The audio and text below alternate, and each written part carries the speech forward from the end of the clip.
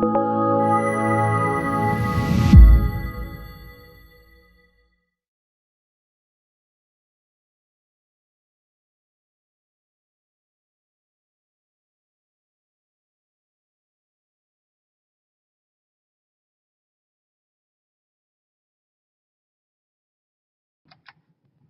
I'm Jacob Hornberger, president of the Future of Freedom Foundation. As many of you know, FFF is a libertarian educational foundation. We were founded some 27 years ago, and our mission is to present an uncompromising case for the libertarian philosophy. And as part of that mission, we have long taken an ardent stand against the federal government's war on drugs. We want to see that federal program brought to an end. And so we're bringing a broad array of speakers together as part of a drug war video project in which people explain to us why it is that they believe that the war on drugs is a bad government program and why it should be brought to an end. And as part of that project, we've brought together a man who's been writing for the Future of Freedom Foundation for many, many years, practically from our inception, James Bovard.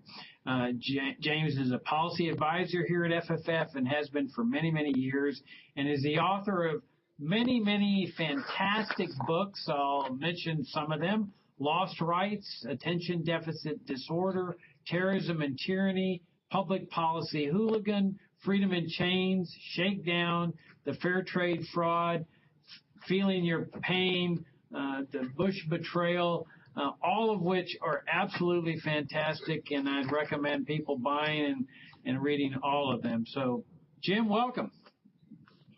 Jacob, thanks for having me on your program. I'm happy to be the token moderate in this series. Well, we'll find out how moderate you are after you answer this question. Tell us the reasons that you believe that the war on drugs should be ended, why you think this is a bad government program. Well, politicians have too much power over Americans' lives. I mean, what this country needs is fewer laws, not more prisons, and the drug war is exhibit one for that. If you look at the rate of incarceration historically in this country, it has skyrocketed once the war on drugs took off, especially in the 1990s under Bill Clinton. And it has not accomplished anything except to create a great number of jobs for prison guards. And, you know, maybe there's some decent prison guards out there, but by and large, they're rogues. So, and more importantly, politicians should not have the power to dictate what every American has in their pocket or in their lungs or anywhere else. But this is the most dangerous part, that once we concede politicians have the right to unlimited control what Americans smoke or what pills they take or whatever, there is no reason not to extend their power even further, which they have done. Okay, that's an interesting point. I mean, you brought up two angles to the war on drugs. One is what we libertarians call the moral case for ending the drug war, and the other the utilitarian case. So let's start with the moral case, the concept of liberty.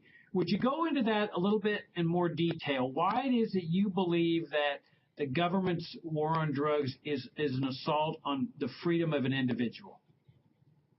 Well, I mean, if you look at how the drug laws are actually enforced, it's obvious that it requires giving the police almost unlimited power. There have been a lot of cases where the controversial arrests where the police would come up to in an urban area, go in and search see a bunch of young males standing around, search all their pockets, and then find a reason to arrest them if they found anything suspicious.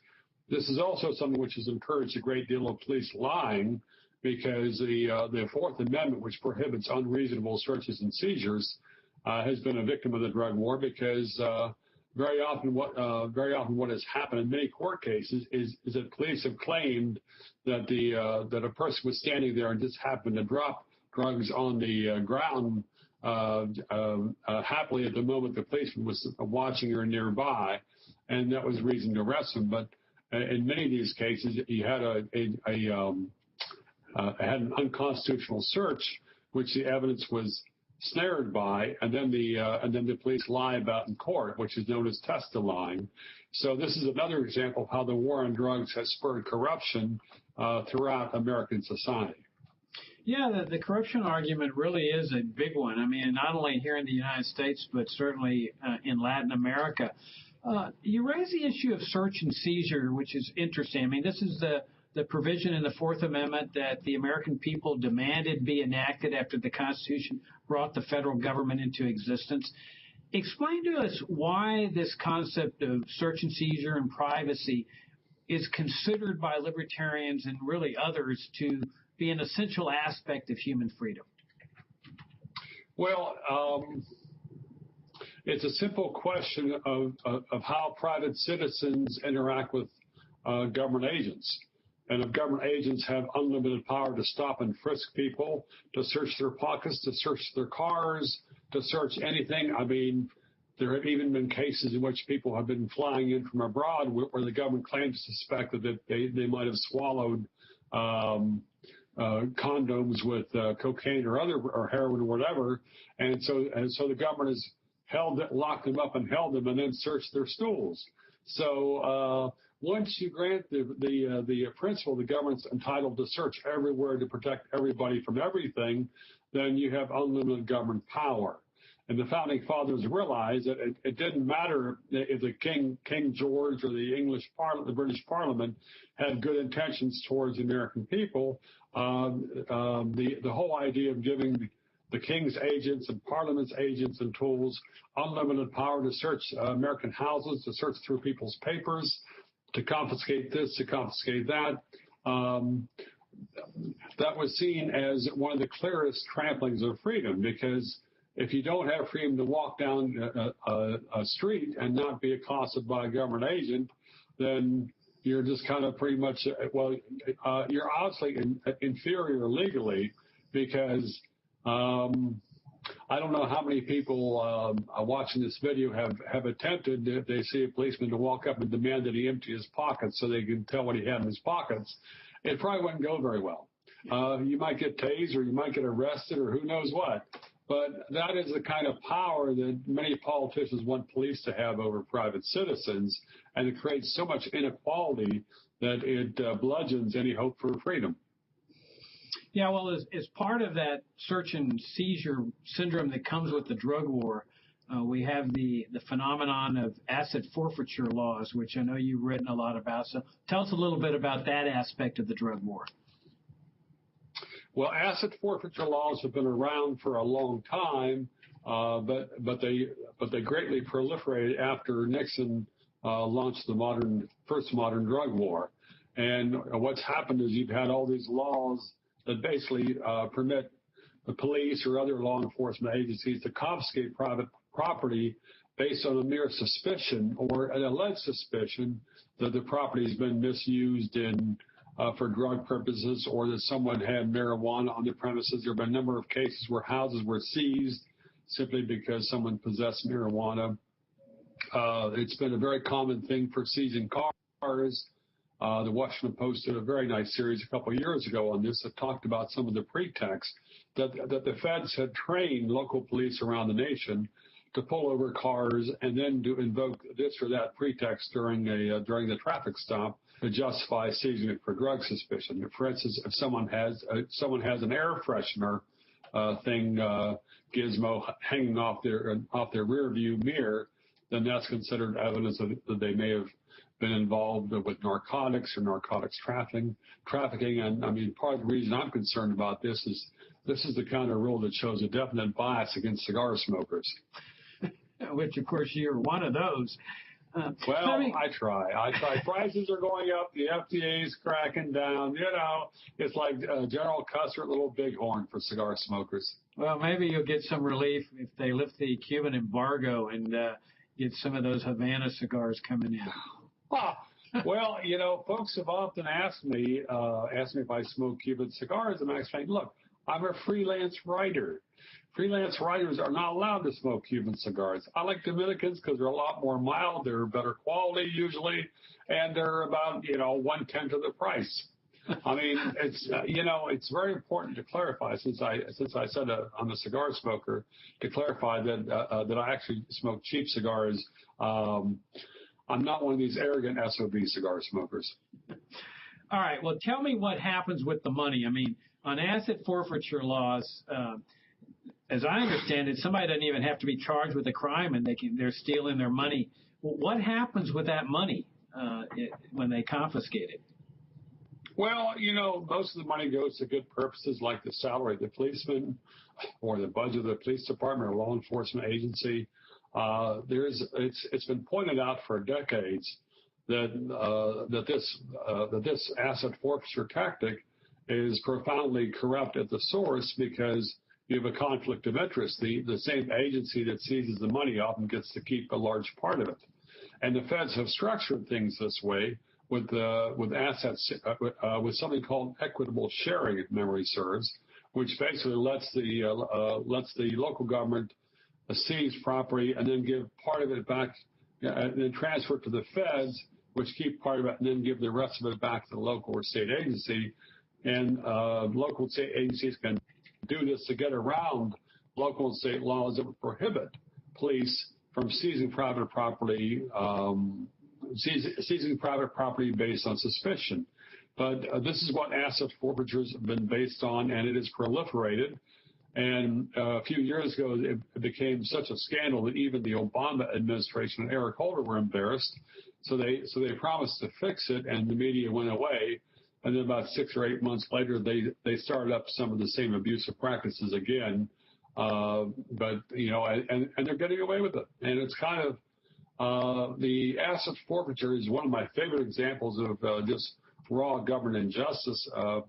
Back in the early 90s when I wrote Lost Rights, asset forfeiture was the first policy that I discussed in that book, partly because it was so, it is a Roman candle as far as a burning up due process. And a number of judges, federal judges and others, have pointed this out over the decades. But Congress likes it because it makes law enforcement happy, and the law enforcement chiefs and all that will pose for photos with the congressman to help them get reelected. Yeah, and it's really one of the corrupting aspects of the war on drugs, because it becomes an incentive for them to keep this government program, which has obviously failed, but they want to keep it because it's obviously in their interest to keep it. You mentioned about the incarceration rates. Talk about that and about some of the horror stories of sentences that people have gotten over the years as part of the drug war. Well, if you look at prisons, my understanding is there's a lot more people incarcerated there for drug offenses than there are for murder, assault, and other violent crimes. If memory serves, in the last few weeks, there was a report that in 2015, there were more people arrested for marijuana violations than arrested for murder, assault, rape, and robbery. And that is indicative of how the politicians are more interested in controlling people than in protecting them, because there's a limited amount of law enforcement resources. The government can concentrate on keeping people safe, or it can focus on punishing people for nonviolent behavior that only damages themselves in most cases. So, but it's a question of priorities, and the politicians want power, and it's very similar to what happened in the 19 teens and 1920s with prohibition, that the prohibition lobby got rolling, and once alcohol was prohibited, it didn't matter that the law was full of holes, that it was a very sporadic enforcement that spawned all the corruption. It was profitable for politicians and for the activists, and people could pretend to save the country even though they were causing a vast amount of damage. All right, you used an interesting term there of nonviolent behavior, and that's a term that's important to libertarians. Draw the distinction, because you've mentioned prohibition, you mentioned alcohol, we're talking about the drug war. Draw the distinction for people between why it is that nonviolent behavior is an important distinction for libertarians as compared to violent behavior. Because a lot of people will say, look, drugs are harmful. Drugs can be harmful. If someone smokes too much marijuana, then the person might forget the names of major cities in Syria, which can be really embarrassing on national TV. But And there are guys I know that smoked too much weed and they kind of lost their willpower and became a little bit shiftless. I mean, next thing you know, next thing I'd hear about, they'd be working for the government. But it's the difference between nonviolent behavior and violent behavior. I mean, government was created to protect people against violence, to help secure rights. And to be safe from violent attacks is one of the most basic rights there is. I mean, back in 1787, it wasn't, there were many of the founding fathers probably grew tobacco. And the whole notion that 160 or 150 or whatever years later, the federal government will launch this war on people who smoke the wrong kind of, weed would have made the founding fathers shake their head. I mean, if you look at how much whiskey and hard alcohol people drank back then, it makes me look like a teetotaler. So, but the founding fathers, many of them understood that the government cannot be given unlimited power to control people's lives without causing far more injustice and oppression.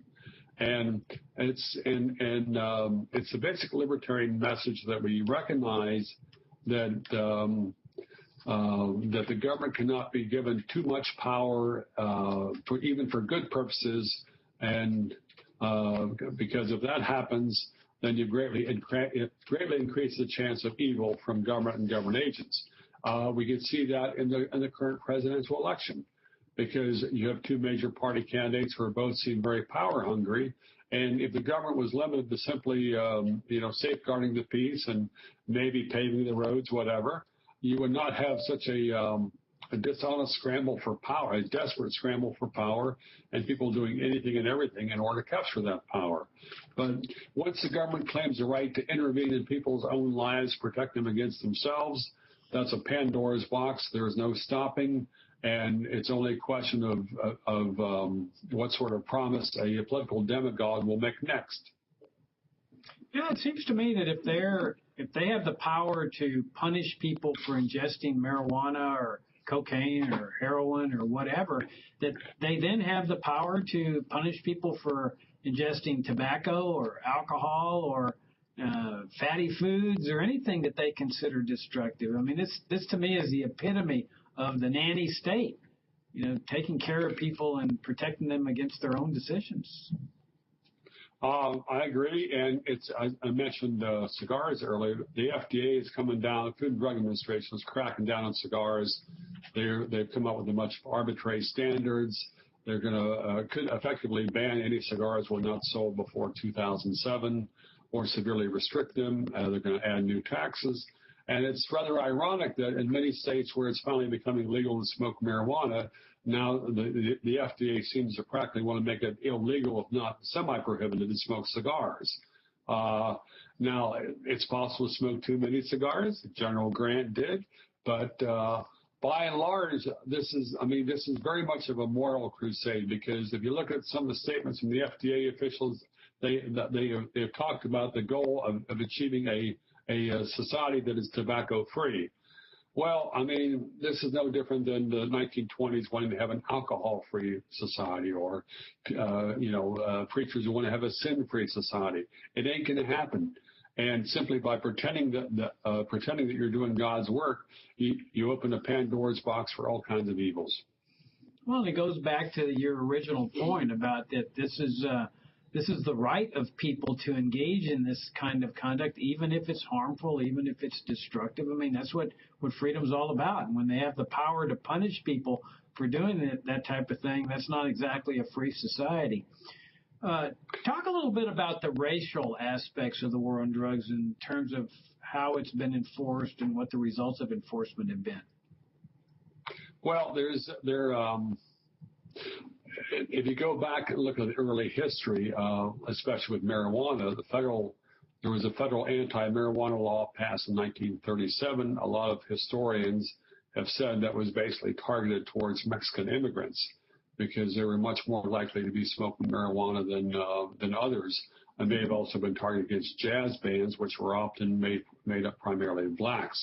If you look at the numbers on arrest rates in recent decades, blacks and to a lesser degree Hispanics have been disproportionately targeted, even though there's not as great a difference in the usage of illicit drugs for those populations. It's partly because you get a lot more policemen who are more likely to search people in the inner city than they are in, Loudoun County, Virginia. So that has caused a lot of bias. There was a crackdowns on crack. There was during the 1980s, early 90s, there was perceived to be a crack epidemic. So you end up with far heavier prison sentences for people who were consuming cocaine in crack form than in powder form. This had a disproportionate impact on blacks. Another racial disparity is that a lot of the drug war activity has been in inner cities, and that sharply increased the crime rate in those areas and helped hollow out any hope for real jobs or real business or other things, because it's turned it into a combat zone. Okay, explain that phenomenon as to how the drug war has brought a large level of violence into American cities, and a violence that is oftentimes used to justify another government intervention, and that's gun control. Talk a little bit about the violence that comes with the drug war and why it comes with the drug war. Well, for instance, there are alcohol stores nearby, and maybe I'll go there and buy a case, maybe 2 cases of beer. It's legal. I have my a couple of $20 bills. I hand it to the cashier. The store hands me the cases of beer. Done. But if I was buying cocaine or heroin and everything about the transaction was illegal, then I'd be looking over my shoulder. The person selling me the drugs would be looking over their shoulder. Both of us would be wondering if the other party was an undercover government agent waiting to entrap them and send them to prison for 5 or 10 years or whatever. And if someone has if there's a business dispute between a cocaine buyer and seller, it's not like you can take it to the circuit court. Folks are prone to use violence to settle disputes because there's no other accepted way to settle differences. Plus, it's a hell of a lot more profitable, thanks to prohibition, which has encouraged a lot of people, to push the drugs actively that they would not have done otherwise. And as far as gun violence, it's ironic how politicians have invoked the gun violence tied to the drug war to try to justify destroying the Second Amendment for all Americans, even those who have nothing to do with drugs. But this is a good example of how politicians will take one screw up and use a government snafu to justify seizing more power over everybody. Yeah, that's an important point, along with the other point you made about prohibition induces people or attracts people into the drug trade. That's an argument that's not often used, and it's a strong argument. Explain how that happens, because you've got a lot of ordinary Americans, flight attendants, that are periodically caught trying to smuggle in a load of cocaine. Why do they do that? What is it that causes a person to engage in this illegality and risk a felony conviction and 20 or 30 years of jail time? Profit. I mean, basically, what the prohibitionists have done is bringing in a kilo of marijuana or cocaine. A person smuggles in a couple of kilos of cocaine, and they sell it, and it's tax-free income. And then they're pretty well set for a long time. I mean, you mentioned a flight attendant. I mean, a flight attendant can probably earn more, can probably pocket more money from smuggling in even a small amount of cocaine than he or she would for 1 or 2 years' work. So it's not a level playing field as far as the incentives of what governs people's lives. Which is not to say that, which is not to endorse drug smugglers or to defend them, but this is behavior which has been government induced by the type of prices and penalties and markets that the government has spawned with this attempt to prohibit drugs. But part of the paradox is it's been obvious for decades. Government is not able to prohibit the drugs, but it's worked out well for the prison building industry. In some areas, it's worked out very well for private prisons, and it's helped politicians secure more power because they can pretend to be protecting people against these dire threats, even though the laws are dismal failures. All right. What about the role of the military in the war on drugs? Because we often hear, boy, if we just got the military in this thing, we would finally win the war on drugs. And talk a little bit about the militarization that goes on in the drug war. Well, especially in the last 20, 25 years, after the end of the Cold War, there was a lot of surplus military equipment out there. A lot of that was distributed to police agencies and law enforcement agencies to carry out drug raids. That we get armored vehicles, they get the giant battering rams, they would get SWAT teams dressed up like they were special forces. And in some areas, you had the police, you had National Guard or whatever actively involved in fighting drugs. There was a case along the Texas-Mexican border. I believe that was around 2000, 2001 of a 17-year-old goat herder who was gunned down, I think by National Guard or maybe by some other military-type unit. And there was, surprise, a big cover-up, and then it came out. But, folks, I mean, it's interesting to hear the rhetoric of the two presidential candidates in the last few months because neither one of them seems either willing to admit the failure of the war on drugs or to admit the horrendous collateral damage. It's rather paradoxical. It seems like Donald Trump can admit the collateral damage from some U.S. foreign policies, but he hasn't gone that far with the U.S. drug war. Gosh, to me, you hardly heard anything about the drug war. If it was asked in the presidential debates, I don't know about it. I mean, here this giant, failed, disastrous program is staring everybody in the face, and the mainstream media and the debate commentators, they act like it's just not even an issue. I don't see them asking the candidates to justify their support of this government program. Well, I mean, part of the reason for that is that the vast majority of the media establishment has just bought into this. I mean, they have bought into that the same way that they have bought into the idea that we have to intervene in Syria to prevent genocide, and we can't quite tell who we're preventing it from. But no, I mean, most of the media has zero intellectual curiosity, not only on the drug war, but on almost all issues in public policy. So it's not surprising that they would just be as docile as the type of ignorant voters who they sometimes mock. Well, I agree with you. Now, we've seen some shifts in public opinion on the drug war, and one of the fascinating phenomena here is how at the bottom layer of society there seems to be a grassroots rebellion that is against the federal government. Would you talk a little bit about the progress that's being made there at that level? Well, a number of states have held referendums to make marijuana legal for recreational use. Many more have legalized it for medical purposes. This is basically, what's the family-friendly euphemisms here? This is basically telling the DEA and the federal government to take a long walk on the short pier, because the DEA has talked about marijuana as if it's the devil's weed off and on since the 1930s. The prior agency, Federal Bureau of Narcotics, had that notion.